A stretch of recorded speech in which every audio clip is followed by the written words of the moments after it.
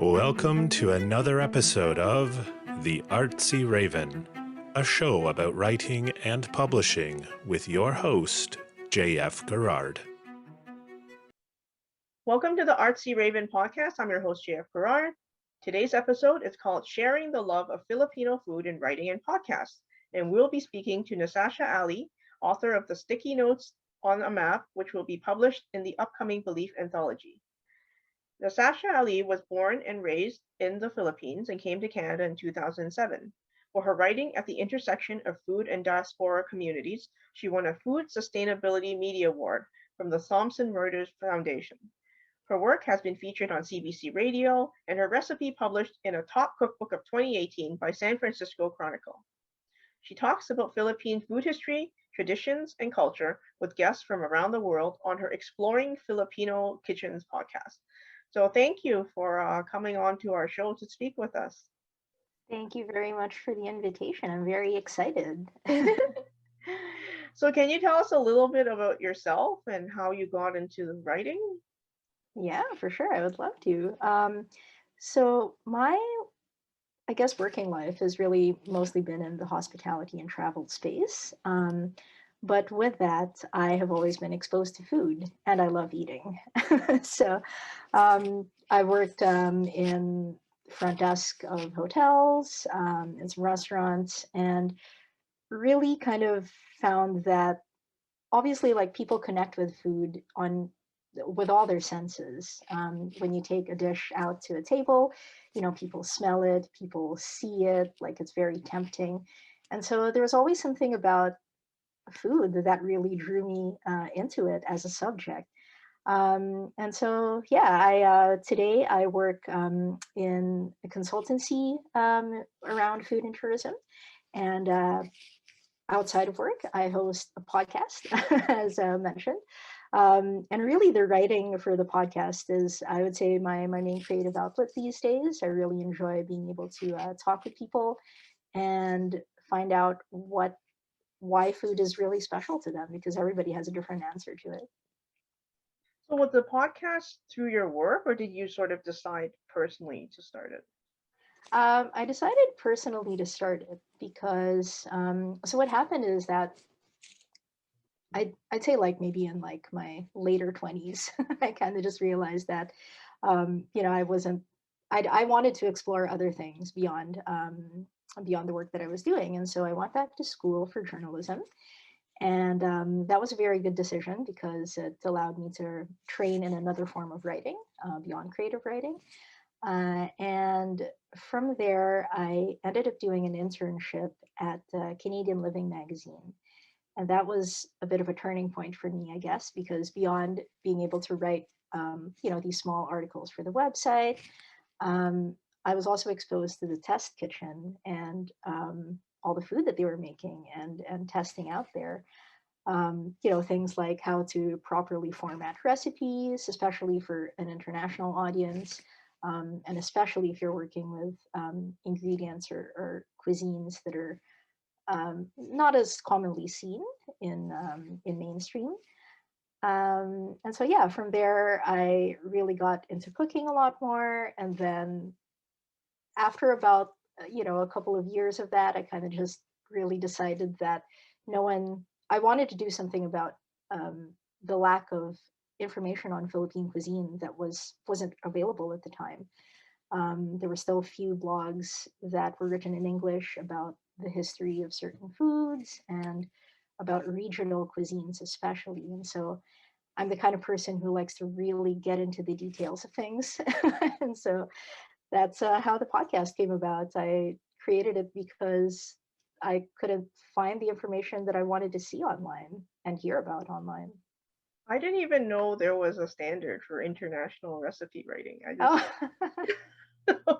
I mean, more like here's the example that I have given a few times. It's because, say, for example, I asked my mom how to make a certain dish. For example, tinola. And tinola is a dish, it's a stewed dish with chicken, and it's primarily flavored with ginger. It's a very kind of restorative chicken soup sort of thing. But, when I'd ask her how to make it, she'll just say, oh, put a little bit of this and put a little bit of that and put a thumb-sized piece of ginger. But then I'd say, are we talking about my thumb? Like my dad's thumb? So being able to kind of have like accurate measurements and like be able to um, spell out in steps how to recreate certain recipes. That's what I had a bit of the training on, which was interesting and something I hadn't done before. Yeah, because your writing and your podcast, a lot of it is focused on Filipino food. Um, so is it your way of also keeping the tradition alive? I mean, I'm just thinking about my own family. A lot of the recipes are lost. Like, Yeah. and when I ask about them, like you say, it's a pinch of this, a pinch of that, and I don't even know how to write out the Chinese name properly for the ingredients. So, Yeah, exactly. No, it really is. For me, it was just like that. No, it really is. It's a way to connect with my heritage and myself. And um, food is just such a great connector to people beyond. I mean, it's kind of interesting to think about it in the context we're living in now, where it's really been a year since I've had a proper meal with someone other than my roommate. And so I crave it, that sense of being around other people and that camaraderie and sharing that experience with others. So I think that, once we are able to gather and enjoy meals with other people, again, it's going to have a different significance. And um, regarding the culture connection, it's also been interesting, um, again, especially in the last year, but with Filipino cuisine particularly, there's been a big surge of interest in it. I would say for the last 6 to 7 years, maybe, primarily driven by social media. And um, it's really interesting just to see people of different ages and like stages of their life trying to reconnect with their culture through food. And you see that in the kinds of recipes they try to make and in the comments they leave on other people's posts about, like, to your point, how do you substitute X ingredient that you can't find in, say, Montreal for a certain dish. So it's a community and like camaraderie sharing that I find the most um, rewarding from that work. yeah, it'll be interesting to see how. I think things will recover fairly quickly. But I'm just thinking about these ads I see on Spotify sometimes with, like, people in a social gathering, and then you see someone in the ICU and they're like, no, no, no. So the message for now temporarily is social gatherings are bad, and it's just like, oh no, but we do miss our parties and sharing food. So it's kind of a weird mindset right now to think we can't do this, we cannot do this, and then later we'll be back doing it. So we'll see what happens, right? But I think Mhm. food is a important tie to a lot of things. I mean, when you go to a party, like you hope there's good food for you to enjoy, Yeah, and like you say, culturally, like yeah, like I find myself craving all these Asian foods and stuff. Now that you're in lockdown, it's your comfort food, right? In many ways. exactly. It really is. So can you tell us a little bit about the process of making your podcast, like a storyboarding or researching guests or booking people? Like what's the nitty-gritty? Tell us a little bit about that. Yeah, I'd love to. So generally, every time I explain the amount of work that goes into the episodes that I make, people are like, "Oh, that sounds like a lot," but it really isn't. I kind of break it down into like four main sections, really. And really, the first is to find the topic or the guest. That's always where I start. So usually, maybe not usually, but oftentimes I start with authors because I have quite a sizable collection of books from either the Philippines or those written by people in the diaspora about Philippine culture and cuisine. So I start with that and contact the guests. It's been a little bit difficult with more established authors for sure, but also again, social media just makes it so easy to connect with people sometimes, regardless of where they are in the world. So it's been really amazing to have that avenue open to talk with people. And that also helps with the research, because then I do spend, once I confirm someone's interest in coming onto the show, then I do spend quite a bit of time researching them. And I like to do that too, just so, like the conversation flows better when we actually get to talking. But also it helps set up the context. And I feel like that is what is really different about what I'm doing, is that I try to provide as much context to the topic for people who are not of Filipino descent, or more importantly, for Filipinos who just don't know certain parts, aren't aware of that topic. And yeah, it's helpful for times when, you're speaking with someone and they maybe reference like an event that happened in the Philippines, or a particular ingredient that only grows in a certain place. So usually when I'm, if something like that comes up during the conversation, I'll pause in the editing process and give a little like spiel, just to yeah, give context to the situation. And then, yeah, so after I've researched my guests, I go ahead and arrange a time and record the actual interview. And at that point, really, I start to think more about storyboarding the actual episode, because as we're recording, usually I kind of just take notes of what some of the important topics are. And then from there, I kind of like adjust things in the editing once I'm in Audacity and editing the actual files. Say, for example, they talk about a really famous cooking method, but that only appears, say, about 30 minutes into the conversation. So usually I kind of try to move it up a little bit. It's also difficult because then if they say something that references something they already said, but you move it up to the top, you kind of lose your place. So I end up spending a fair bit of time too doing that kind of edit. But yeah, it's because I like to keep the flow very narrative. It's just like you're listening to a story, somebody telling you a story. Yeah, I have to I say I value silence a lot more when you're editing. You're like, oh, thank goodness I didn't say anything. I can move it around or whatever, Because if it's tied together, it's very abrupt when you start editing and you hear the and then, it just sounds weird, right? So Yeah. But yeah, it's a lot of fun. And actually the promotion is a very big part of it too. And that's something that I had to learn myself as well.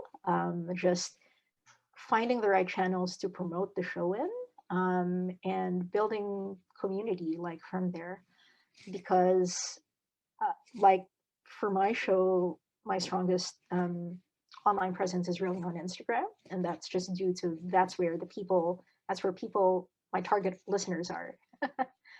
um, yeah. yeah, I mean, there's so many social media. Sometimes, I'm like, okay, I'm on almost all of them, but I'm mostly on Twitter. But like, because you only have so much energy, Yeah, you know, for exactly. all of them, and then, how much time, effort do you put into one versus another? And then there's advertising. Do you really want to spend money? And there's all these other decisions that you have to make after you finish making an episode. It's not just making the Exactly. podcast. It's also trying to find your audience who would be interested in this, etc. Right? Mhm. Now you did finish. Have you ever finished a book, or you just did short pieces? Or do you usually do short pieces?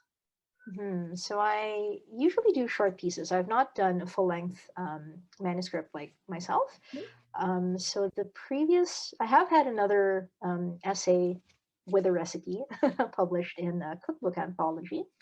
So that anthology is called The New Filipino Kitchen, and it's published by Gate Press. They're based in Illinois. And the story, I could talk a little bit about that too, because that was kind of an Sure. interesting way how that happened.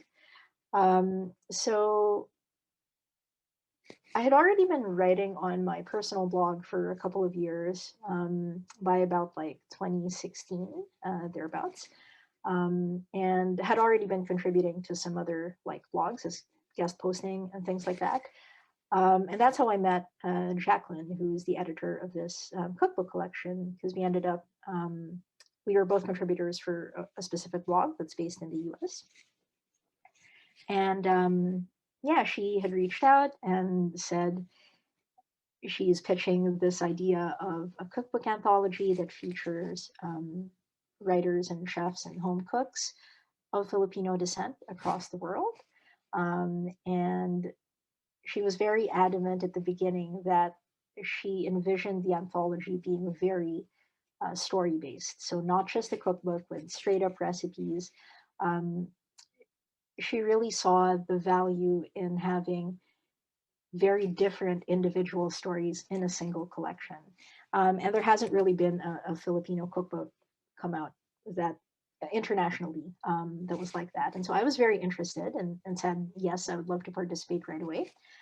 So then it took another year or so before she had contacted me again and was like, okay, we've got some things rolling. We have a potential partners to work on this with.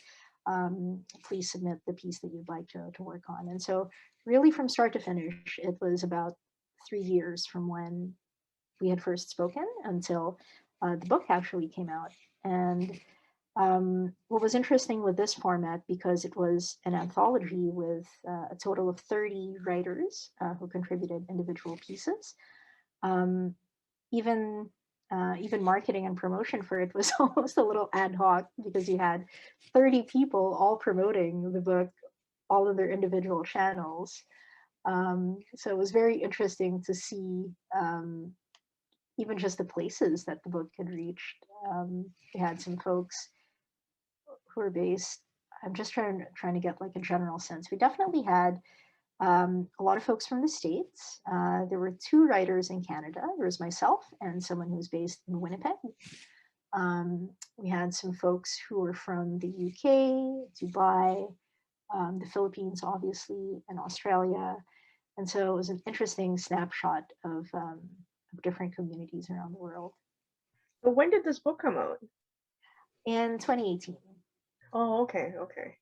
And then now you're in our book, Belief, which is coming out in 2021.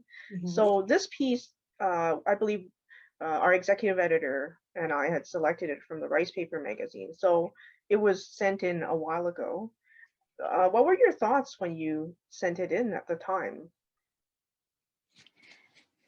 Good question. The piece that I have in Belief is really about, it talks about my experiences from a particular trip I did in the Philippines. It was really the first trip that I had done by myself without any of my family with me. And I wanted to go visit someplace that I had never been, and that my family had never been to when we were living there. And to challenge my perceptions of that place, because the area had always, in growing up in Manila, which is the capital city of the Philippines, you would always hear news reports about conflict in the Mindanao region. And that's the place where I had decided to go. And by that time, after having spent most of my adult life in Canada, I think I had just come I had some inner conflicts about, wanting to visit this place that I see so many beautiful photos of. But anytime I talk to my dad or my relatives, they'd say, oh, you shouldn't go there. You can't trust people who are there. There's very few, it's largely a Muslim population in the region. How are you going to go around? Or will you be safe? And it was all these kinds of questions around just visiting that place that really made me decide that I had to prove to myself that, what you see on the ground can be different from what you hear about. I don't know. I always get, because I was born in Toronto, my parents were always like, oh, you Canadians are so naive. You don't understand. You're not a street smart, blah, blah, blah, blah, blah. But yeah, I sort of understand what you mean. And it was good. You had a good experience, right? So, that's a good thing. So do you have any writing advice for people that want to write and they're having trouble putting it onto paper? I wrote some stuff down on that question because I thought about it myself too. And really, it's just that you got to keep going at it. Again, from my perspective, because I have had relative success with really just pushing my niche topic, I think from my perspective, that would be my advice, is that if you have a topic, however small or niche you think it is, it will eventually find an audience. And you just have to believe in yourself that you have to believe why you're doing it, I think is the main thing. Because challenges for sure are going to come up. Life is going to be a part of any creative endeavor that you do. And so I myself obviously have lost a lot of belief in myself from time to time, which is also a very big reason why I'm so blessed and feel very, really feel very honored to be in the collection with other people who have been talking or have talked about how their personal belief systems have maybe been challenged or questioned throughout different points of their life. I wanted to share, I have a number of Post-its that are stuck on the back of my desk area here, and one that I have that's quite big, I'm just pulling it off now. It says, "Who am I doing this for?" And I found that this particular Post-it has been one of the ones that has really helped me push during times of uncertainty, especially with writing, because I often think, oh, well, who's really going to read, 3 pages that I want to write about a particular ingredient that you can only find in this forest, in this place. But the desire to tell the story about what is happening to that place, about the people who live there, and about how that food is like consumed and what the future is for that like culture of eating a certain food. Like there's so many stories that you can uncover from every like anything that you're interested in. And it's really just a matter of thinking about who you're doing this for. If you're doing it for yourself, that's great, because that's what's going to give you, for me at least, the push to really go through and finish writing what you need to. And then obviously, as you do that, I think, and again, speaking from my own experience, that's how I've been able to find my voice, and a voice that I'm comfortable talking to people with. And so that has translated into the success of the podcast, which is almost at 10,000 subscribers. I'm very excited about that. And yeah, I would say just understand who you're doing it for and why. Wow, that's amazing. So you're going to share a reading of your piece with us. So why don't I let you do that? Okay, lovely. So I would like to give a little bit of an introduction to the section. I think I have already, actually. I was talking earlier about the trip I took to the Mindanao region. And so this is the beginning of Sticky Notes on a Map. And I'm talking about why I want to go to this region in the first place. And I'll go ahead and begin here. Sticky Notes on a Map. There's a map of the Philippines that hangs across my bed in a gilded bronze frame. It's from a 1935 Rand McNally World Atlas. I paid $400 for it 10 years ago at an antique shop in Toronto because the shopkeeper was friendly and I couldn't resist it. I wanted that map on my wall. Every time I look at it, I feel a little bit better.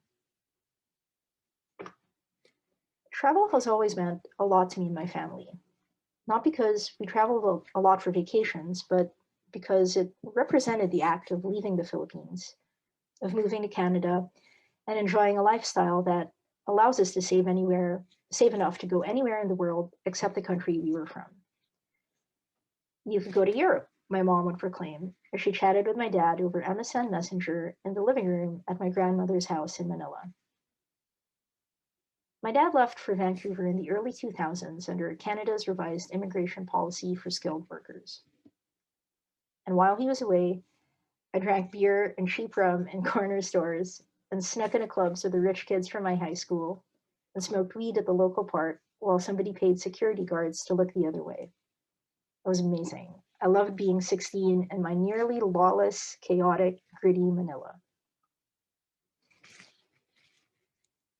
You know, we came to Canada for you and your sisters, my dad said, his voice tinny and unnaturally loud as it bounced around the walls of my apartment. I could tell he leaned forward when he spoke into his cell phone's microphone. My mom shuffled around in the kitchen, putting away cutlery that clinked against each other in the drawer. I know, Dad. I'll be fine, I assured them both. I stood over my hiking pack, deciding whether to toss one or two dry-fit shirts in for my excursion to Mount Apo in Mindanao Province, the Philippines' highest mountain peak. It was impossible to hide their worry from me flying off to a region known for armed conflict with Muslim militant groups.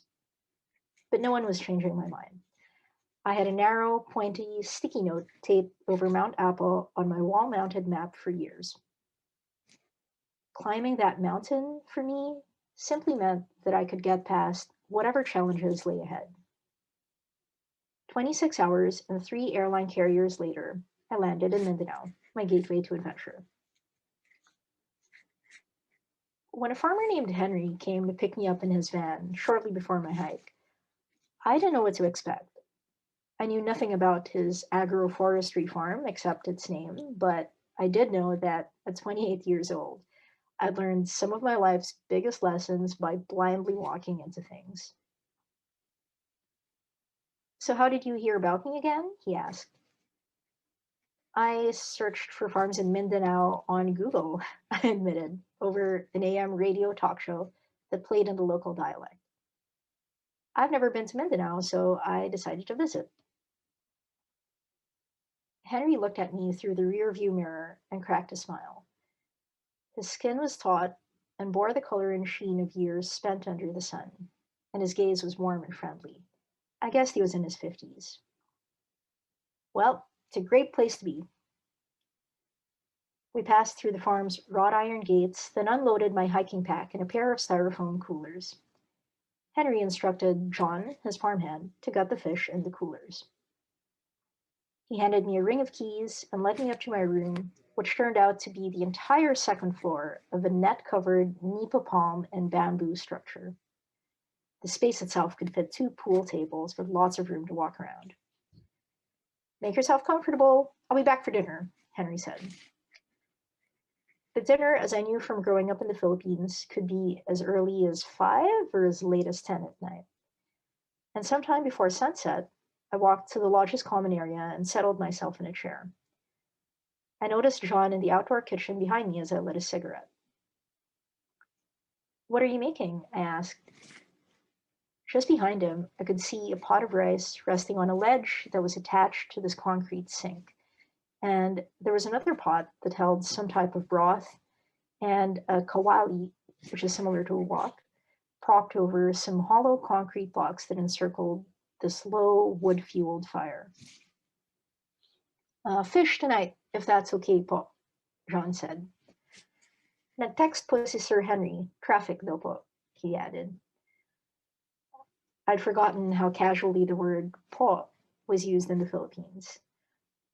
Most Filipino people use that word, po, as a show of respect, not just in addressing someone who's older than you, but also for those higher up along the social scale. I mentioned only having a late breakfast that day, but I offered to wait. Mom, they might be later, John stated. Let's eat na po when it's ready. This is my specialty. I walked over to him, and on the table there were mounds of roughly chopped garlic, onions, and ginger arranged on a melamine plate. 2 tight knots of lemongrass. I could smell its fragrance despite the cigarette and the charcoal smoke. And some coarse salt were nestled next to the ginger. The gutted, cleaned fish waited in a red plastic bag next to some bottles of soy sauce, fish sauce, and some other cloudy-looking liquid. John was rinsing a large handful of greens that resembled spinach in the sink. What's that? I asked. I don't know the English, but it's that one over there. He pointed to a large patch of trimmed greens that grew inside some old car tires that were repurposed to be garden planters along the path to the kitchen. John scooped the fish with its greens and broth into a bowl and laid it in front of me. I leaned into it, unzipped the hood of my jacket, and engulfed myself in its steam. It was the best fish stew I ever remembered having. The greens, they tasted peppery, and the broth, it was piquant and soothing. The skin on the fish, blistered from having been doused repeatedly with hot oil, carried a strong scent of lemongrass and the ginger, despite the tiny amount that I saw John toss into the pot. The other farmhands nodded politely after helping themselves to several spoonfuls of soup and a tiny portion of fish from the table. Thank you, Po," they all said before walking off into the darkness to eat elsewhere. But I bribed them to stay by sharing my pack of Marlboros and asking about other places that I needed to see in the area. And that's it. Thank you very much for sharing your wonderful memories with us. I mean, it sounds like they were very creative in how they're repurposing things to use, which is the trend now for everybody, really. Exactly, yeah. But okay, so where can we find you and your podcast? Yes, so the podcast is called Exploring Filipino Kitchens, and it is available on all the major podcast platforms, Apple Music, Spotify, Google Play. You can also just find it online and listen to individual episodes if you like. And I also have my blog, which has a lot more of my travel content.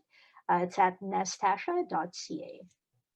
And yeah, the Belief book is listed on the Rice Paper website, but it's also at darkhelixpress.com. So for anyone interested in picking that up to read her piece, Sticky Notes on a Map, that's where you would go. And thank you very much once again for visiting us today. Thank you very much for the invitation.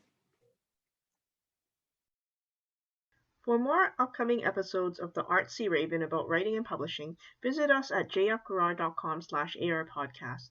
A reminder to Patreon subscribers that there's bonus content available for every episode on the Patreon website. If you enjoyed the show, you can show your appreciation by buying us some digital coffee. The Artsy Raven is produced by J.F. Garrard. The voice in the show's introduction is Chris Gorman, and music is by Tim Moore. Thank you for tuning in. Until next time, stay safe.